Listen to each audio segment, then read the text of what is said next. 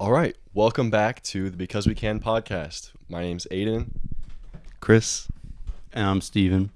We are super excited to have you guys. Now, a little disclaimer, I messed up. I didn't buy the right cable, and that's why me and Chris are sharing a microphone for today. We will get that fixed. We will have everything set up and ready to go properly for next time, but we're here. We're going to make it work, and we are super excited because Steven is an awesome guy. We've had a chance to talk to him a little bit while we get set up here, and I am super excited. Yeah, so I guess this will be our first entrepreneur series episode, and what a best way to start it off with Steven. So, Steven, talk to us about. Let's take us back to like your high school.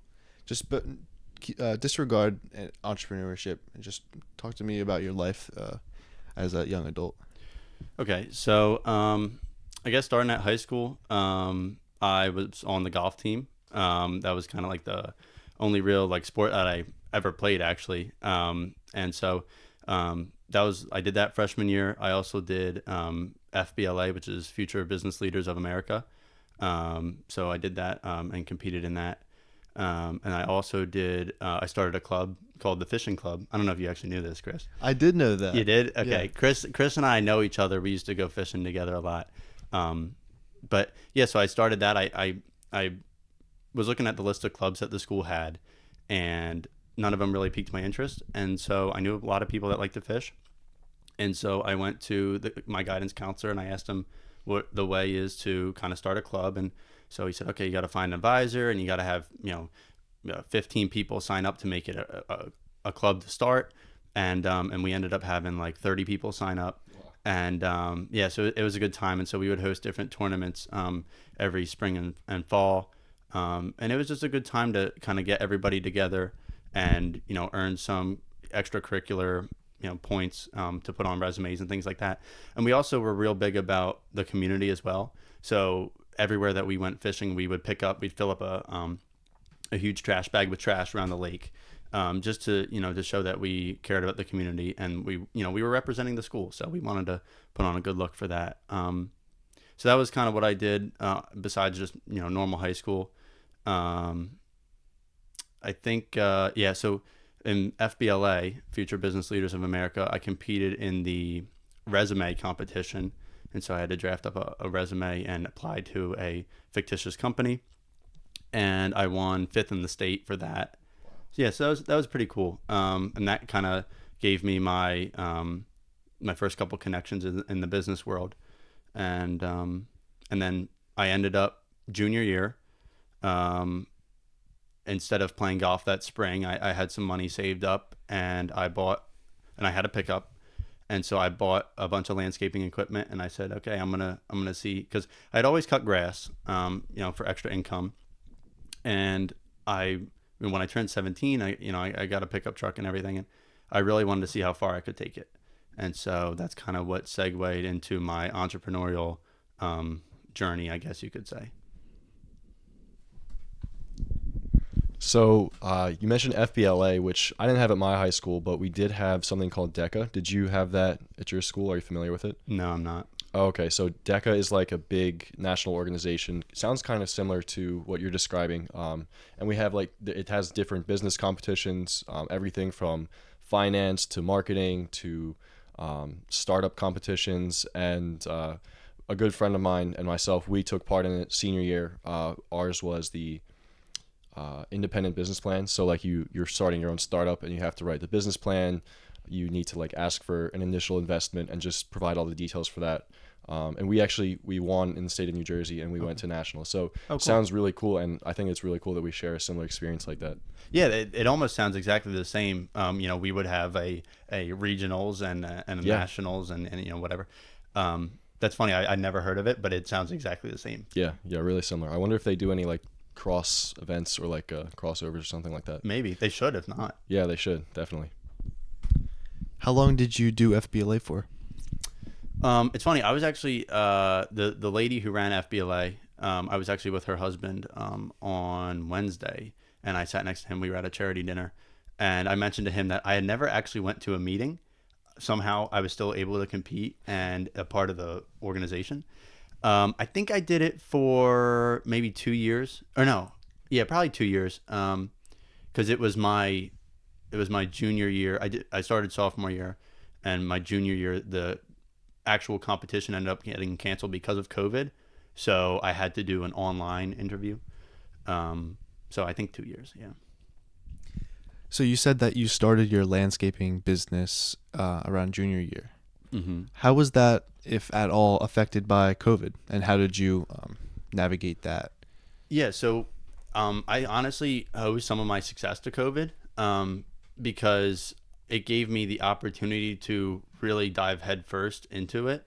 Um, I think it was a week and a half before we ended up, getting everything shut down. I spent my life savings on landscaping equipment. I mean, thousands and thousands of dollars, and I was really just planning on, just seeing how much I could do outside of school, and and then we got this email saying, hey, you don't have to come to school anymore. You have this amount of work due at the end of the week, and if you have any questions, let us know. And so that was great for me because I hit the ground running, and I worked every day, all hours of the day, and then I'd come home and do my schoolwork at night. And so that really allowed me to grow very, very rapidly. I took on every job that I could get.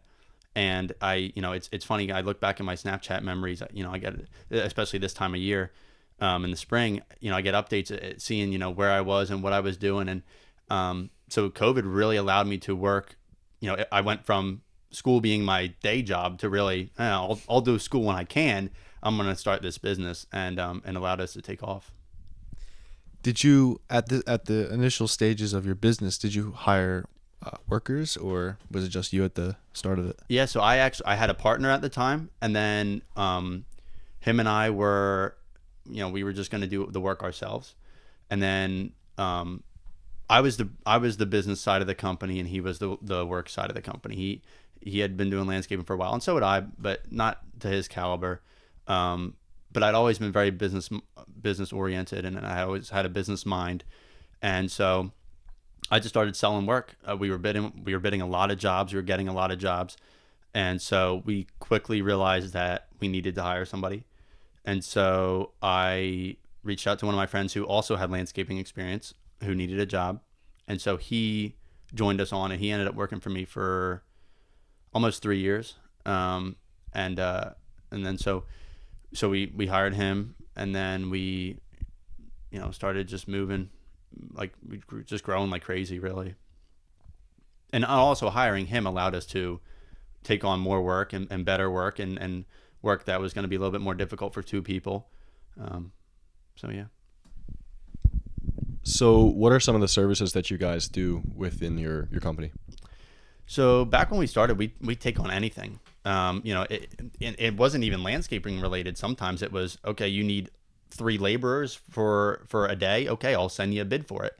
Our first big job we did, I met a guy who had a pond in his backyard, and it was maybe 15 feet in diameter, and he wanted this pond filled in. He didn't want it anymore. So that was our first big job that we took on, that was kind of like outside of the landscaping realm, I guess. So we spent like a week doing this pond, and it was more money than we ever thought we were going to make. So that was kind of cool. But as I started growing more, I realized that to do different types of jobs, you need to have different types of equipment. If you want to start building patios, you need saws, and you need levels and angles and compactors, and if you were to start trimming trees, you need pole saws and hedge trimmers, and maybe even a chipper. So like I said, when we started, we did a little bit of everything. In the last few years, we've kind of scaled back to just doing basic services. We'll cut your grass, we'll do your mulch, we'll trim your bushes, and that allowed us to really hone in and get really good at the skills that we offered, and not worry about buying equipment or trying to get better at skills that we really didn't do a lot of work of. So I live near you, right? Mm-hmm. I live in the town next to you, and I always see these sort of big companies with the big ride-on mowers, And I'm just curious how you dealt with the competition in what seems to be such a dense Saturated. market. Yeah, saturated. That's the word I use all the time, and it really is. If I drive, there's a Wawa on every corner. If my drive to Wawa is 2 minutes, I'll pass 6 landscaping companies, different companies, and that's one thing that I really focused on, was kind of trying to understand these companies and seeing what work they wanted. Yeah, the work they wanted was great, but let's see what you ever seen the movie War Dogs? Okay, they focused on the crumbs, and that's what I kind of modeled my business after was, okay, these bigger companies that are doing 5, 6, 7 million a year, what jobs don't they want that are still good but not big enough for them to do? So we would pick up a lot of say 2 or 3 yard mulch jobs, right? These companies, it wasn't worth their time to go do that, but to us it was, because we were small, but there was still a lot of meat left on the bone for us to make money. And there was so many people in our area that needed just that little bit of work done. And, and that was something that we really became very good at, was getting these smaller jobs where we can be in and out in 3 hours, but we'll do 3 of them in a day. So it doesn't matter, that they're the size of them. Also, residential landscaping, not a lot of big companies do that because their overhead is so high. They can't make any, if they have 4 guys in a truck, they can't take half an hour to cut a lawn for $30. And because the market's so saturated, everybody underbids each other. Well, if I have 2 guys in a truck and I don't have, my truck and trailer isn't $100,000 rolling down the road, I can afford to take on a lawn for $30. Obviously depending on how long it takes and everything. So we scooped up a lot of smaller residential properties. We were doing almost 75 properties a week, and then we were doing another 8 projects on top of that every week. And that was at our height, our peak. So the competition for landscaping is a lot, and that's what's kind of influencing my decision to stray away from it, because it's such a saturated market. If you want to make it a career, it's very, very difficult to grow, because there are so many. I mean, there's a company called Merit, and they have all the big contracts around here, and they're from Texas. They have locations in, California, Texas, Carolinas.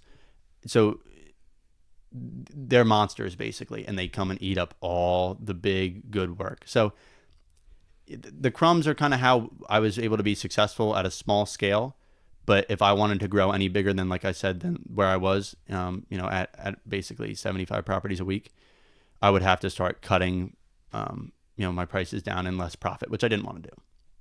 And would you work alongside your workers, or would you just sort of hire them to do the work and then oversee everything? I was always, and all 3 of us here were in Boy Scouts, by the way. I hate to expose you guys on that. No problem. But that's something that I learned in Boy Scouts was, I became senior patrol leader at 14, which is very, very young. And I remember vividly, I asked somebody to do it, and they said, "Why don't you do it yourself?" And I was like, you know what? I will do it myself, and I'll show you that I'm not afraid to do this.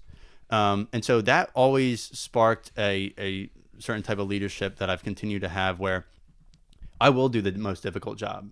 And it's not because I have to do it myself, but I want to prove to you that I'm not forcing you to do something that I wouldn't do. And my guys ended up knowing that after a while. But yeah, I was with them 80% of the time. Now I would have to leave to go and, quote jobs. I would have to go leave to meet, like different material suppliers. And then as I got into college, well, my guys went and worked on their own, and I would go to school every day. But on my lunch break, I'd pull up on site and I'd help them. When I get out, I'd pull up on site and help them. And that was a big thing for me, was I wanted to make sure that they didn't think I was just rolling in cash and while they were out there slaving away. I tried to help them as much as possible and let them know that I wasn't just a boss. I was a coworker, really. I'm glad you asked that, because that's a big thing that I see a lot of people do, is they just kind of hire people and let it be. And I don't think that's right. How did you get people to work for you? Were they all your friends, or did you post something somewhere on social media and people reached out to you? How did you That's actually decide to do that? That's a good question. Started out with my friends. I knew, this guy needed a job, so I'd call him and say, "Hey, let's go. Get in the truck. We're going to work." And And so, like I said, the first kid I hired was my buddy who I met in high school, who I knew he had cut lawns on his own. So I was like, okay, that's perfect. And then, another kid that I've known a long time, I knew he needed a job. All right, yeah, we'll work with you. And it was basically just people that, I was friends with. I knew they needed work. And I was like, this is great because it doesn't feel like work. And it really didn't. We would have such a blast, if we were on site for 2-3 days at a time. We'd go and get lunch and we'd listen to music and maybe have a little bit too much fun, more than we should have. But that's how it started. And then as the company grew, it was like, okay, well, these guys, they're great for help, but they're not landscaping workers, if that makes sense. So then I started to hire more people that were experienced and that would actually be able to, I guess I started hiring people who weren't my friends, so that I could, really be more of a boss to them. Because with friends, you can only go so far with, like reprimanding them or trying to teach them how to do something. So that was a part of growing up. I was like, okay, well, maybe I shouldn't hire my friends anymore. But the problem was we had so much fun that everybody I hired ended up becoming my friend afterwards. And there is not one person that hasn't worked for me that I don't talk to almost every day. And we created a really cool culture and bond at my company. And, we would have donuts every Friday, and, we'd go fishing after work together. And, when the guys would, even now, like guys that used to work for me, hey, I got to cut my grass. Can I borrow the equipment? Absolutely. And that was one of the biggest things that I really liked, was it never felt like work because of the people that I hired. That's awesome. And I think that that's such an important like ideology to have in business, is to not only, like, especially as a leader, to be close with everyone, to show them that you're one of them, that you're willing to work just as hard and alongside them, that no job is beneath you just because of your title. And I absolutely love that you went for your friends first, because, I mean, A, they're closest to you. B, if they're willing to work and they're going to work hard, why not, And I mean, I'm looking at a similar situation now. We're looking for all types of people to do different jobs for circles, and we start by reaching out to our friends, because that's who we know. If they're not able to do something, maybe they can connect us to someone who can. Yep. And it's just about making the most of the people around you, because honestly, the saying your network is your net worth. Yeah, absolutely. That is so true. It's so true. I mean, I honestly know, I owe a large portion of my success to my network of people. Like, there's so many people where they found out I do landscaping and they call me and it was, hey, I was your soccer coach. Do you remember me? Can you come cut my grass? And they just find out that you're doing all these things and they want to help you versus some other random person. It even happened to me 2 weeks ago. I was at a function and this guy said, oh, what are you doing? I explained to him. He said, really? He said, well, you can cut my grass. Okay. Yeah, that's fine with me. So then your network is absolutely your net worth, especially when you're running a physical business. Digital business is kind of hard, but a physical business, if people are using that service anyway, they're going to more than likely, they'd rather use you. Whether it's a pizza place or a landscaping company, if you put out there that you're doing something and you're a good person and, you've always taken care of people, then they will absolutely come and return the favor. Absolutely. I actually have a funny story about that too. We ran into our old principal at the bank when we were setting up our business account, and we told her about the idea. We told her what we were working on, and less than a week later, my friend or my partner got an email from her asking if we could build an app for something that she's working on. And wow. That was just crazy, because, I mean, just that brief conversation led to what could have been an amazing opportunity for us. I mean, neither of us know how to code, so unfortunately we couldn't take her up on the offer, but it's same thing as what you're saying. It's just a great experience to have. Yeah. And now it's my understanding that you're also working on an app at the moment, right? Yeah, I am. So, and that's how I got in touch with Aiden, actually. I keep my nose in my phone like most 20-year-olds, right? So I came across, you suggested on Instagram, Circles Official is the account, right? Mm-hmm. And so I was like, oh, this sounds pretty neat. So I click on it and I start reading what you guys are doing. And I don't think I said this to you before, but your Instagram is so professional. It looks great. Thank you. I really appreciate that. And I had a meeting with my partner, one of my partners, this beginning of this week, and I said to him, hey, we got to get on that. We have to create a presence like they have, because it looks so professional. that by the time their app comes out, it looks like they've existed for a year, and it looks like they have this huge team behind them because of the amount of time you guys have spent in detail about creating your brand and your image. And so when I followed your account, I wait, hold on, I lost track of what I was gonna say.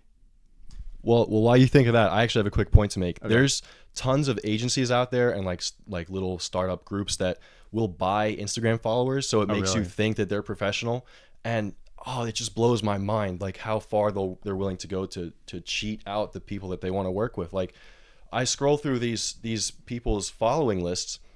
95% of their followers are fake bot accounts with like 4 posts. They follow like 500 accounts and have 1 follower. I just can't believe that all these people that claim to be helping you, they're trying to sell you a service or a program or whatever that it's supposed to make you millions. It's all a scam. Yeah, I hate that. I'd rather grow slowly and organically than lie to people. Like, that's messed up. And they have 10,000 followers and 4 likes on their post. Exactly. Yeah. I can't believe it. I remember what I was gonna say. I was talking about how I met you. So when I was approached by my partners about starting this app, I said, well, and we were kind of trying to figure out how we were going to do different things. I said, well, I came across this Circles app, and I did some research and saw you were connected to Chris, and I was like, okay, well, I'll reach out to Chris, see if I can get your number, and see if we can just talk it out. And it wasn't even about, and this goes back to your network and everything.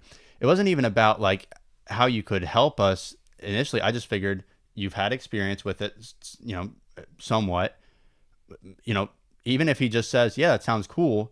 Okay, well, we were at least able to meet each other online, and we can go from there. So we got on a call, the 3 of my guys and you, and we talked it out, and you gave us some great ideas. But yeah, so that's been like kind of like my most recent project I've been working on is this small software company. And what started out as one project has turned into, we have about 5 upcoming projects in the pipeline. And we haven't started on any of them. We've started on the one, our big project, but we want to finish the one first, and then we're going to hopefully start rolling out more. But, you said you guys don't know how to code, and you even said it on the phone. That is a big advantage that we have. My 2 other partners are great at coding. And so I'm the business end of the company. And so our goal for our products is to help small business owners market themselves. And that's one of the biggest things that we've seen is, social media is everything now. Absolutely everything. I mean, that's your social media app is about social media. Like it's a more efficient way to use it. Mm-hmm. So, we're just trying to connect maybe older business owners that are less experienced with social media and make it easier for them to get noticed. So, yeah, so the company's called Social Tech. The product we're working on right now is called #Helper, and we're in what's called Beta 2. We're calling it. Beta 3 is when we're going to launch. It's hard because we were going to launch after Beta 2, but then we found so many more things we wanted to add. We're like, oh, all right, we got to extend it. So hopefully Beta 3 will launch by the end of the summer. We've been talking about the idea, doing market research for the last 6 months. We've only been coding for about 2, and we'll have a product in about another 2.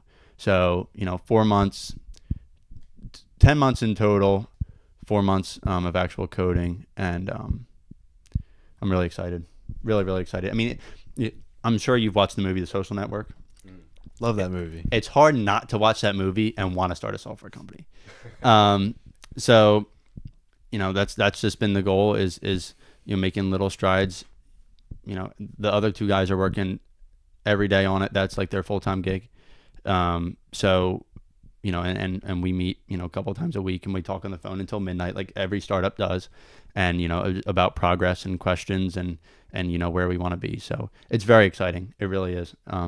So yeah, that's like my most recent kind of fun project.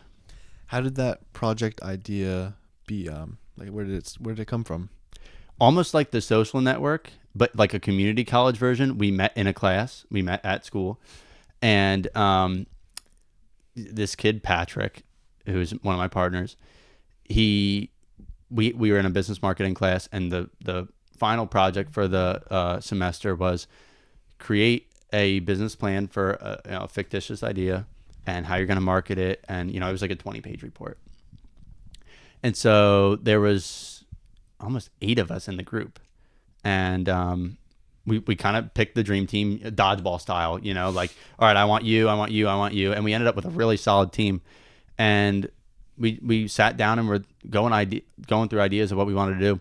And I was actually against picking it just because I thought it would be hard for the project. We had a couple other ideas that I thought would have been easier to write 20 pages about. But Patrick was very adamant that he wanted #helper to be our product. So I gave in. I said, all right, whatever, you can do it. And as we started to really move through the class, I was like, wow, this is a really cool idea.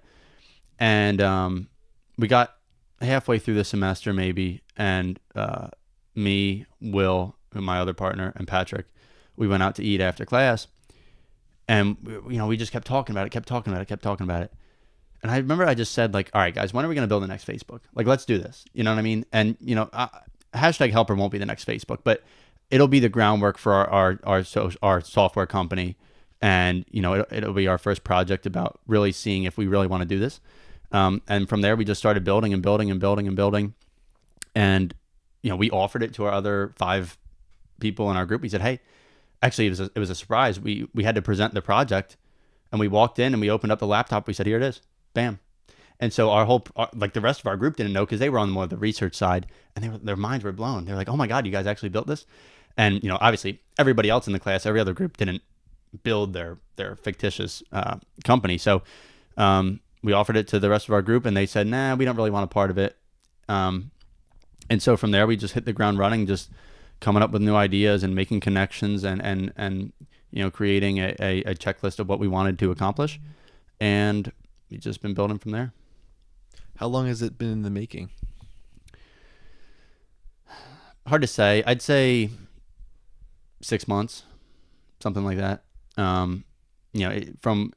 We don't have a specific date of when. Since I heard the idea, first, it's been 6 months. Since we've been seriously working on it, 2, something like that. When we really said, okay, let's do this and let's buckle down. So, you mentioned that you have 5 other projects sort of on the back burner in a way. Are those associated with the software company? Yeah. So we have, basically, it's so hard because we'll be doing this work, right? And our this #helper product, we're sourcing our own data for it. And so while we're sourcing our data, we're like, wow, we should create a software that would make this easier because we're doing it all manually. And so we're like, wow, all right, add it to the list. And then, my partner, Patrick, is very, very computer oriented. Like I said, he can code and everything. And so every day I'll get a text or an email from him saying, okay, this company just released this information. We can do this, this, and this with it. And so we're coming across all these great ideas. And so we're just trying to jot them down as quick as we're coming up with them. And so their future software projects, what we're really hoping to do is take #helper, use it for a year to create some revenue, and use that revenue to potentially sell. So we'll take the revenue, use that to invest to build more things. We can also show potential buyer how much this product is worth, how much it can drive in revenue. Sell that, take that chunk of change, and then build these other couple projects that we have on the back burner. That's very cool. That's kind of a similar approach to what my partner and I have. We're just looking to build as much as possible now. Yep. We're keeping the MVP pretty simple, just so that we can actually validate that this is something that people want, that businesses will use, because we have different applications for how it can be used and how we can generate revenue. So we just want to make sure that we're on the right track before we go crazy with building something that's super complicated. Yeah, simple is better. I mean, there's, like, for example, #helper. There is a few other websites that unfortunately we found. We didn't think there was anything that existed like this. But through doing market research and digging through the deepest parts of the internet, we found them. But if I was doing research about this for 4 months, why didn't I find it yet? And you got to pay an enormous amount of fee to use them, and they're so complicated. Our website is built on free and simple, and that's what people want. Exactly. Yeah, exactly. And if you have to go that far to find something, obviously it's not that popular. Obviously that many people aren't using it. And sometimes it's not even about being first, it's about being the best. Yeah. Yep. But at the other end of the spectrum, it could be the total opposite. Maybe if your software isn't patentable, if it's not something that you can totally keep to yourself, all right, just be the first one out there. And then you're going to get all the attention from the start. If someone comes along 6 months from now, well, you already have your foot in the door. You already have that customer base. You got the heads up. Yeah. So I do have 2 follow-up questions. Okay. Are you guys incorporated already? We are not. No. So I'm pushing against it so far because it's a lot of headache it's easier to start a business than it is to end one. So we want to see how much revenue this app can potentially drive before we go through the paperwork of doing all that. I've done it before on my other businesses, and it's not a headache, but if we don't have to do it, I don't really want to yet. So our goal is we'll launch it. We'll see how much revenue it drives. If it looks promising, then we're going to do the correct steps. But as of right now, we are not, no. Gotcha. That makes complete sense. And we kind of did the opposite thing. We incorporated first, and then we started doing all the work, which looking back, I wish we took your approach, because now we have to deal with taxes and we have to deal with all these other things. And how much was it to get started? You're paying money to the state for your business registration, and you got to deal with taxes. Exactly. And, like for my business, my landscaping business, then you're getting insurance and then you got to write I had to have a lawyer write something up, and that's like $1,000. And exactly. And you don't even drive $1 of revenue yet, but you have to fork up all this money. We have not made a penny. Yeah. Exactly. Yeah. So from my experience, I've told the guys, let's wait until we see the dollars coming, and then we can go from there. Gotcha. Because LegalZoom, you can have an LLC in 10 minutes. Yeah. So, like I said to them, that's a down the line thing. And my second question is, what coding platform are you using? Like, what language? Do you know? That's a great question. I know Will does JavaScript. He's our Java guy. And Patrick does HTML. I don't know. I really don't know. They handle that. Gotcha. I have access to the GitHub, if you know what that is. Yeah. I have been on there one time. That's their department. I call them and I say, hey, I know it by, is the drop down done? Yes. Okay. Is the caption box done? Yes. Okay. Is this formatted correctly? Yes. So that's how I know everything. I don't get into the particulars of the coding, because that's not what I am. I try to explain them before. They were trying to have me to do something, and I was like, guys, it would be better off if we outsource this, because you're asking a dentist to perform, a brain surgery. Yes, I'm involved. Yes, I understand how it works, but my skills aren't being best used for that. Let's have somebody who actually knows what they're doing for that. And so I stay completely out of the coding. I am on the business end of things. Yeah. Gotcha. That's really cool. I'm really, really excited to see where you can take this, because it's a really cool idea. Yeah, thank you. And I appreciate you taking my call like the first time, because it was really a shot in the dark. I said to the guys, like, well, let's see if he wants to. And that really kind of inspired them to be like, oh, wow, like there's someone else our age also doing this. Because it is a very big goal to try and achieve. Totally, yeah. And I feel like one of the things that's really helped me is at Rowan, we have a big entrepreneurship college. Like, that's part of the business school, is like this whole entrepreneurship college. And all the professors and all the faculty are super helpful. All the students there are really willing to help you with anything. And that's been huge for me and for Circles. So I know that if we didn't have it, we'd probably be nowhere near where we are today. So, I mean, the progress you guys have made so far is incredible, and I really commend you on that. Yeah, thank you very much. And even for this podcast, the connections that we made at Rowan with Professor Adams, and letting us use the studio, and meeting Travis and Eric and the marketers who are giving us some tips about how to market the podcast. Just making these connections is really, I don't think we could have gotten to where we are today with this podcast, for an example, without these connections. You know what I mean? So very important. I'm wondering, do you have any advice for people trying to get into the entrepreneur field, and just generally speaking, for those kind of people? Absolutely. I'm very lucky. I had a lot of people around me that I know that own businesses, and so I was calling them every minute of every day, asking different questions. And I know not everybody has access to that. So when you guys asked me to be on here, I was really excited about that because I saw like my younger self kind of, I don't know, benefiting from listening to something like this. I'd say the biggest thing is don't let your age stop you from doing something. Don't let school stop you from doing something. I think that there is plenty of time in the week to start a side hustle or, a business on top of school or even, a day job. I think the biggest thing is do research before you start, whether it's financial advice, legal advice, or just like I did with Aiden. If you know somebody in the space or find somebody in the space, they're more than likely is somebody who would be willing to talk to you and answer a few questions.